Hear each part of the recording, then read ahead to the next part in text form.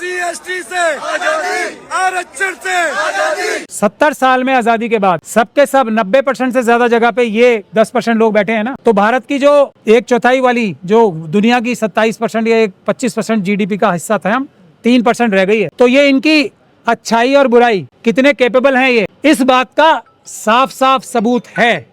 और जो लोग रह गए, जिन लोगों को हटा दिया गया इन सब कामों को करने से, वो है असली भारत की ताकत। जैसे ही रिजर्वेशन जिस जगह भी होती है ना अच्छी से, वहां पे क्वालिटी ऑफ वर्क, ईमानदारी, एफिशिएंसी, इनोवेशन यानी कि नई नई वैज्ञानिक खोज बढ़ जाती है। ये सच्चाई है। कह रहे हैं योग्य लोग होते हैं आरक्षण वाले। यही तो सबसे बड़ा झूठ बोल के हम लोगों को बेवकूफ बनाया जाता है। जहां जहां आरक्षण हुआ है, जो जो आरक्षित सीट पे गए वही सारे उस ऑफिस का काम संभालते हैं। ये हकीकत है, सच्चाई है। इसके बारे में बहस करनी नहीं है। इस बारे में कोई बहस नहीं करेगा। ये मैंने सुप्रीम कोर्ट में बहस करके वो केस जीता था। कोई इसके पास इसका जवाब नहीं था। इस बात का लॉजिक बता दें, 90% से ज्यादा जगह पे ये 10% लोग हैं ना, तो भारत जिसकी ताकत दुनिया का सबसे अमीर और ताकतवर देश होने की थी, आज इतना क्यों है? क्योंकि सब चीजें इनके हाथ में है, जो कि कैपेबल नहीं है। यही हो सकता है ना इसका अंजाम। तो और क्या हो सकता है बताओ? सर, देश भर में आरक्षण हटाओ आंदोलन चल रहा है और खासकर दिल्ली में बड़ा जमघट लगा हुआ है। कैसे देख रहे हैं आप इस आंदोलन? नहीं, सही बात है, एकदम 100%। EWS का जो भी आरक्षण है वो बिल्कुल गैर कानूनी, गैर संवैधानिक है, उसको हटना चाहिए। इसमें क्या बुराई है आप? नहीं, वो SC/ST के और OBC के आरक्षण की बात। अरे मजाक कर रहे हो? हाँ, मजाक कर रहे हो? मजाक? हाँ, करनी सेना लट खा रही है सर। लट खा रही क्यों? हाँ, ये आरक्षण हटना चाहिए। नहीं, उनको पहले तो बाहर किसने छोड़ा? उनको जेलों में होना चाहिए ना। करनी सेना तो संविधान के विरोधी है।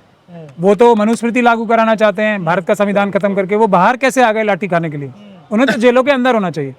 ये बिल्कुल बिल्कुल ठीक बात है, मैं भी सपोर्ट करता हूँ। EWS का बिल्कुल गलत है, जो आरक्षण है उसको बिल्कुल निरस्त किया जाना चाहिए। कह रहे और 10% जो है ना, ये एक्चुअली बढ़ जाना चाहिए बराबर SC/ST OBC में। कह रहे रिफॉर्म होना चाहिए इसमें। देखिए, IAS के बेटे को क्यों मिले आरक्षण? नहीं, बिल्कुल रिफॉर्म होना चाहिए। मैं भी इस बात को मानता हूँ।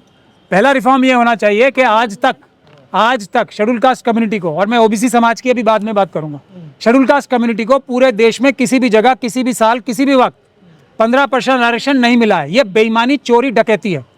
जितना बैकलॉग है आज तक का, वो सब वापस किया जाना चाहिए। ये सुधार बिल्कुल जरूरी है। उसी प्रकार से शेड्यूल ट्राइब कम्युनिटी को आज तक भी किसी जगह भी, किसी साल भी, किसी समय भी 7.5% आरक्षण दिया ही नहीं गया। उनका भी बैकलॉग लाखों नौकरियों का और प्लेसेस, जगहों का है।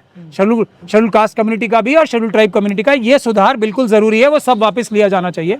और जिन लोगों ने ये बैकलॉग को चुराया है और ये डकैती की है, उन लोगों को पकड़ के जेल में डालना चाहिए। ये सुधार बिल्कुल जरूरी है। अच्छी जो आरक्षण है ना, वो बाबा साहब ने जो रखा था ना, सबसे पहले तो बाबा साहब ने आरक्षण कभी मांगा नहीं था। उन्होंने कहा था कि जो जिसकी जितनी संख्या भारी उतनी उसकी हिस्सेदारी, जो एडमिनिस्टर करने की जगह होती है यानी कि पार्लियामेंट और असेंबलीज या लोकल बॉडीज, उसमें होनी चाहिए। लेकिन वो हिस्सेदारी कैसे होनी चाहिए कि जिस समाज की हिस्सेदारी की बात की जा रही है, वो समाज ही अपने लीडर चुन के भेजे। कोई और रास्ते से, चोर रास्ते से, किसी पॉलिटिकल पार्टी का टिकट लेके या पॉलिटिकल पार्टी के नुमाइंदा बन के ना आए। बाबा साहब की तो ये मांग थी। अगर वो मांग होती पूरी, या वो मांग नहीं, सॉरी, उनका हक था, हम सबका हक था, संख्या भारी वाला, वो अगर बात हो जाती पूरी, तो रिजर्वेशन की तो बात ही नहीं करते। रिजर्वेशन तब कौन मांग रहा होता? ये जो आज रिजर्वेशन हटाने की बात कर रहे होते हैं। और हम लोग तो खैर ऐसा मौका नहीं आने देते, इंसाफ करते। तो पहली बात ये थी, ये रिजर्वेशन की बात जो आई थी, ये मनुवादी मानसिकता की तरफ से बाबा साहब के ऊपर आई थी बात कि हम ये तो नहीं करेंगे, गांधी जी अनशन पे बैठ जाएंगे, हम लोग पूरे देश में मार काट मचा देंगे, लेकिन जिसकी जितनी संख्या भारी उतनी उसकी हिस्सेदारी, उनकी आवाज़ से नहीं आने देंगे। तब उस समय बाबा साहब को इमोशनली ब्लैकमेल करके, जिस भी प्रकार से बाबा साहब के ऊपर ये कहा गया था कि हम ये देने को तैयार हैं, संख्या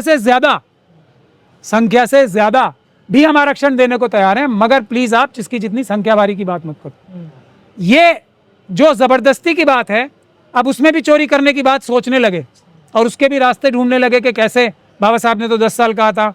ये सब जितनी भी बातें करेंगे ना, इनको झूठ बोलना होता है। ऐसा नहीं है कि पता नहीं है कि असेंबली और पार्लियामेंट में ही 10 साल का प्रावधान था, और उस 10 साल के प्रावधान को कोई आज ऐसी एक पॉलिटिकल पार्टी मुझे बता दो जिसने किसी आंदोलन की आवश्यकता समझी हो इसको बढ़ाने के लिए। क्योंकि वहां तो सब ऐसे लोग आते ना जो जेब के लोग होते हैं। बहुजन हमारा हक खा रहे हैं। बहुजनों का हक पहले उन्हें तो मिल जाए। जब उनका हक इतना है कि पूरा देश उनके हक से ही भरा पड़ा है, वो हक मिल जाएगा तो वो खाएंगे तो बाद में किसी की ज़रूरत नहीं पड़ेगी, पेट नहीं, पूरे सर से ऊपर तक हम लोग हक ही हक से लद जाएंगे, कमरे नहीं हमारे घर भर जाएंगे, इतना हक तो हमारा पेंडिंग चुराया हुआ पड़ा है। हम किसी का हक खाने की बात सोच भी कह सकते हैं, ज़रूरत ही नहीं है ना। एक तो पहली बात ये है, हक खाने की बात तो वो करेगा जिसे ज़रूरत हो, हमारा तो हक चुराया हुआ है, हम वो हासिल करने की कोशिश कर रहे हैं सिर्फ, और उस हासिल करने में ये आंदोलन जो कर रहे हैं इसका हमें बड़ा फ़ायदा होगा। अब तो जाग जाओ बहुजन समाज के लोगों, अब तो जाग जाओ, जो आपका पहले ही चुराया हुआ है उसमें भी डकैती मारने की कोशिश हो रही है। मैं ये कह रहा हूँ आज तक, और ये ओबीसी समाज को कौन सा मिल गया है। और मेरी एक बात हमेशा ध्यान रखना, जो भी ये लोग बोलते हैं ना कि रिजर्वेशन जो है कोई एक तरीके से कोई दे रहा है, हमें नहीं, रिजर्वेशन हम ले नहीं पा रहे, जो हमारा है। ये आंदोलन होना चाहिए कि हम ले क्यों नहीं पाए अभी तक। जो प्लान बी है बाबा साहब का, जो बाबा साहब को एक तरीके से चारों तरफ से घेर के, ये तो खुद कहा गया था कि ये ले लो और भी कुछ ले लो, तो ये वो चीज भी हम ले नहीं पा रहे हैं, ये बात है। लेकिन इसके अलावा कोई बात नहीं होनी चाहिए। सर यूपी में डिप्टी सीएम ने मीटिंग की उन लोगों से और कहा है कि हम विचार करेंगे आपकी डिमांड पर। ईवीएम के डिप्टी सीएम, ईवीएम वालों की बात ही क्यों कर रहे हो आप? वो तो सब जेल के अधिकारी हैं, उनके लिए जेल में रिजर्वेशन है, सबके लिए, आरएसएस और बीजेपी वालों के सब नेताओं के लिए जेलों में रिजर्वेशन है, वहां उनको रिजर्वेशन में कोई कोताही नहीं होगी। लाठी खा रहे थे यहाँ पर, छतरी कह रहे ब्राह्मणों ने हमें फंसा दिया, वहां जाकर नेताओं से मिले और हमें यहाँ आंदोलन में छोड़ दो। देखो ये सब बातें दिखाने के लिए है, जो 90% लोगों के हक अधिकार मार के बैठे हैं, वो दिखाने के लिए कि हाँ हमारे साथ भी जुल्म ज्यादती हो रही है। ये सिर्फ हमारे आंदोलनों को कमजोर करने के लिए और हमारे जो एक तरीके से जायज़ गुस्सा और नाराजगी और नफरत है उसको कम करने के लिए कि देखो हमारी भी तो लाठी चल गई। ये सब बेकार की बातें हैं। एक लाठी होती है ऐसे मारने की, ऐसे, और एक लाठी होती है ऐसे मारने की कि पूरा हाथ, उंगली नहीं पूरा हाथ टूट जाए। ये दोनों लाठियों में फ़र्क है, इस बात को आप हमेशा ध्यान में रखना। और जो लोग इस बात को अच्छे से समझ ले, मैंने ये सुप्रीम कोर्ट में 2011 में बहस की थी ये बात, और उसकी वजह से हमें फ़ायदा भी हुआ था। जब रिजर्वेशन इन सुपर स्पेशलिटी कोर्सेज हो रही थी, मैंने ये बोला था कि भारत अंग्रेज़ों के आने से पहले दुनिया की 1/4 जो वेल्थ थी वो भारत के पास थी।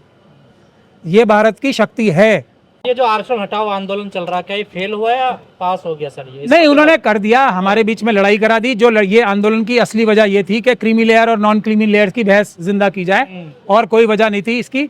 उनका ईडब्ल्यूएस कौन सा छीना जा रहा है? ईडब्ल्यूएस का क्या लॉजिक है, बताओ मुझे आप। क्या ये इससे बड़ा, क्या इससे बड़ी बेईमानी कोई हो सकती है? क्या शेड्यूल कास्ट के लोग गरीब नहीं होते? शेड्यूल ट्राइब के लोग गरीब नहीं होते?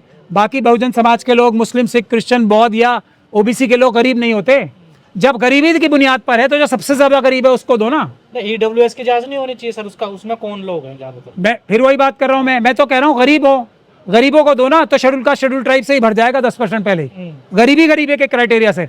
लेकिन जब बेईमानी का क्राइटेरिया हो, इनके पास कोई लॉजिक नहीं है, इनसे बहस करना बेकार है, इनसे बात करना बेकार है। विद्वान लोग हैं ये।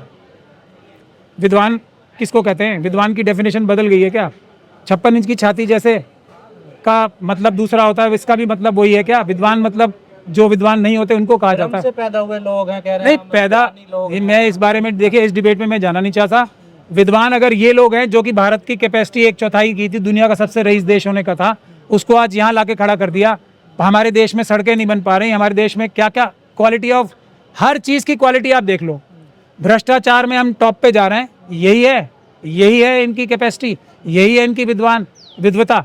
तो भाई ऐसी विद्वता अच्छी नहीं। हम घिस के नंबर लाते हैं 80-90 और ये 40 वाले पास हो जाते हैं, तो 40 माइनस में भी देखो बिल्कुल ठीक कह रहे हैं वो। घिस के भी उतने नंबर ला पाते हैं जितने हमारे बच्चे, जो बहुजन समाज के बच्चे हैं, जिनके माँ बाप रोज सुबह काम करने पे जाते हैं, वो भी काम करते हैं, वो बिना पढ़े लिखे भी इनके बराबर तो नंबर ले आते हैं ना। अब तो आप चेक कर लो किसी भी जगह जाके, ओबीसी, एससी, एसटी के जो नंबर आते हैं, जो रिटर्न में आते हैं, वो जनरल कैटेगरी के आसपास या उससे ऊपर होते हैं आजकल। और हम लोग, बिल्कुल सही बात है, पढ़ने लिखने का टाइम कहाँ मिल पाता है? खाने की तो हमारे को परवाह नहीं, मतलब खाने के लिए तो लड़ाई होती है। इन लोगों के लिए ट्यूटर्स भी हैं, इन लोगों के माता पिता इनको बढ़िया से बढ़िया खाना भी खिलाते हैं, बढ़िया से बढ़िया सब कुछ देते हैं, तब भी ये हमारे से इतना भर भी आगे नहीं रह पा रहे हैं। तो कौन समझदार है कौन नहीं है, यही तो बात है। घिस के नंबर लाते हैं, इनके घिस के भी इतने ही नंबर आ पाते हैं, हमें पढ़ने की भी जरूरत नहीं है। बिना पानी से कैसे जिए थे एससी एसटी ओबीसी लोग? इनको पानी पीने का अधिकार नहीं था, तो 1000 साल कैसे जी गई ये? फिर आप इनके बहस में, मतलब जो कुतर्क हैं और जो इनके पास दिमाग भी तो इतना ही है ना। किस बात की लड़ाई हो रही थी, किस बात इशू क्या है कि कॉमन जगह से पानी नहीं पिया जाने दिया। बाबा साहब ने महाड़ आंदोलन क्यों किया था कि कॉमन तालाब से पानी नहीं पीने दिया जाता था, गांव के बाहर इतनी दूर जाना पड़ता था पानी लेने के लिए।